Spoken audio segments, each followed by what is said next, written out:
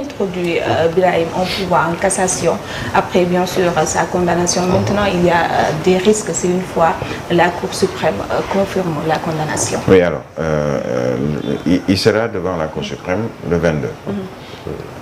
Déjà, quand j'ai eu cette information, je pense, hier, ma première réaction a été le temps de la justice n'est pas forcément le temps des politiques ou de toute autre personne, puisque cette affaire date quand même de 2011. De 2011 à 2023, et on nous parle encore et toujours de l'affaire Ndiaga Diouf. Ça veut dire qu'il y a eu beaucoup d'étapes. Quand j'entends d'autres dire que non, notre dossier traîne devant la justice depuis 3 ans, depuis 4 ans, si on se rend compte de cette affaire de 2011 à aujourd'hui, ça fait quand même 13 ans. 12 ans, oui. Pratiquement. Effectivement. 12 ans. 12 ans. Maintenant, ce qu'on attend, c'est l'épilogue vraiment. Il y a un journal qui parle d'épilogue. On attend l'épilogue de cette affaire, que tout le monde puisse être fixé, que les morts peut-être puissent reposer en paix, le mort Ndiaga Diouf, que sa famille puisse faire son deuil définitivement, tout en sachant qu'il y a 2 possibilités. Qu'il y ait un non-lieu ou qu'il y ait le contraire, à savoir que l'on confirme une condamnation de Barthélémy Diaz. Et dans ce cas, la question qu'on pose aujourd'hui, c'est sera-t-il ou restera-t-il maire de Dakar? Quel sera son avenir au plan politique? Autant de questions, mais une seule ou un seul organe peut répondre à ces différentes questions, à savoir la Cour suprême. Donc on attend de voir ce que dira la Cour suprême. Et si cette décision n'est pas cassée, il ne sera plus maire, ni député, et normalement devrait même subir les affres de la prison. Bon, les juristes pourront répondre directement à cette question, mais ce qui est sûr, c'est qu'il faut qu'on boucle cette affaire définitivement.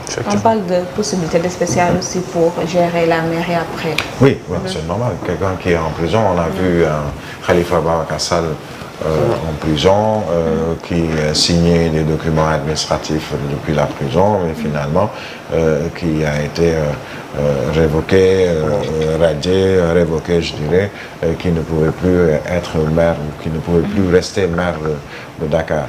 On ne peut pas être dans une cellule ou dans une prison et pouvoir poser tous les actes qui sont nécessaires pour le maire ou un président ou un ministre, entre autres. Donc je pense que ce débat-là ne va pas se poser si, en tout cas, il perd ses fonctions, ou plutôt que la décision de la Cour suprême n'est pas en sa faveur. Il va tout simplement perdre sa mairie, peut-être pas tout de suite, mais au fur et à mesure. Mais on n'en est pas encore là. Il y a toujours cette décision de justice qui est attendue. En tout cas, qui demandait d'être maire de la ville de Dakar. Et après, il a été maintenant maire. Après le dialogue politique, d'où, on se rappelle bien, Barth avait dit qu'il était l'un des initiateurs, d'ailleurs même, de ce dialogue national. Et aujourd'hui, on revient pour davantage soulever ce débat, ou bien soulever ce qu'on appelle l'affaire Ndiaga Diouf. On verra le 22 décembre, est-ce que le verdict sera en faveur ou en défaveur de Barthélémy Diaz? Quoi qu'il en soit, en fait, c'est aussi la question que je me suis posée. Barthélémy Diaz qui fait des tournées pour parler de Ousmane Sonko et de sa situation, et qui d'un coup, paf, il y a une possible, une éventuelle situation qui pourrait quand même le mettre hors des joutes politiques. Il y a quand même peut-être quelque chose qu'on ne dit pas ou qu'on ne pourrait peut-être pas comprendre. Pas forcément. Pas forcément. Moi, je suis plus d'avis que je le disais à l'entame de mon propos, le temps de la justice n'est pas celui des politiques, ni des autres citoyens. C'est-à-dire la justice se donne le temps nécessaire par rapport à une affaire ou plusieurs autres et n'attend pas la Cour suprême. Elle n'a rien de politique. Les membres de la Cour suprême ne sont pas des hommes politiques. On ne leur dicte pas logiquement et en tout cas selon mes convictions, un calendrier. C'est à eux de fixer un calendrier par rapport à différentes affaires qui sont soumises à cette Cour suprême. Ce n'est ni le président qui demande à la Cour suprême, écoutez, il faut écouter rapidement, il faut gérer moi le cas Barthélemy, puisqu'il commence vraiment à, je ne sais pas, à être un peu trop populaire, il faut sortir un dossier du tiroir. Non. Le procureur de la République peut peut-être revenir sur certains points. En disant, écoutez, aussi qui avait introduit un pouvoir en cassation. Il y avait dans cette affaire, il n'y avait pas seulement un pouvoir en cassation du procureur. Si je me souviens bien, il y avait également un pouvoir il y avait une cassation de Barthélémy Diaz, mais également de la famille du défunt de son avocat. Donc il y avait plusieurs pourvois ou actes qui ont été posés sur le plan juridique sur ce sujet. Mais quant à penser que non, c'est parce qu'il parle de Ousmane Sonko depuis quelques jours, où il fait ceci ou il fait cela, non. Le temps de la justice n'est pas celui des hommes politiques. Une affaire réglée par la justice, qui se fixe le temps nécessaire par rapport à des recours ou autres, mais qu'on laisse la justice faire son travail.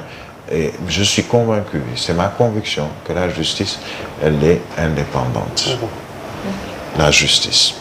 Peut-être qu'il y a un ou deux magistrats, sans pour autant jeter l'opprobre sur ces personnes. Il y a peut-être, comme dans toute corporation, ce qu'on appelle des brebis galeuses. Ce sont des exceptions. Mais la règle générale est que la justice, elle est libre, elle est transparente, elle est équitable, elle est juste. Quelles que soient les conditions, les hommes politiques, entre autres. Donc, attendons de voir ce que dira la Cour suprême, mais n'anticipons pas pour dire qu'il y a une main politique derrière. Barthélemy commence à nous fatiguer, il faut qu'on lui sorte une épée de Damoclès. Et lui-même, il sait qu'il y avait cette épée de Damoclès sur sa tête, et ce depuis longtemps. Maintenant, peut-être à quelques mois de la présidentielle de 2024, légitimement, on peut peut-être se poser des questions, mais moi, je reste convaincu qu'il n'y a pas de questions sur ce sujet. Il y a juste qu'à attendre le verdict de la Cour suprême, comme on va attendre le verdict du tribunal de grande instance hors classe de Dakar, comme on va attendre l'autre verdict de la Cour suprême concernant Ousmane Sonko, qu'on ait un peu confiance en cette justice, puisque on dira, non, Sabassi, c'est un bon juge, la justice est juste, mais quand c'est à l'envers ou qu'on a une décision qui va à l'encontre de notre volonté, on dit voilà, la justice elle est aux ordres, elle est ceci, elle est cela.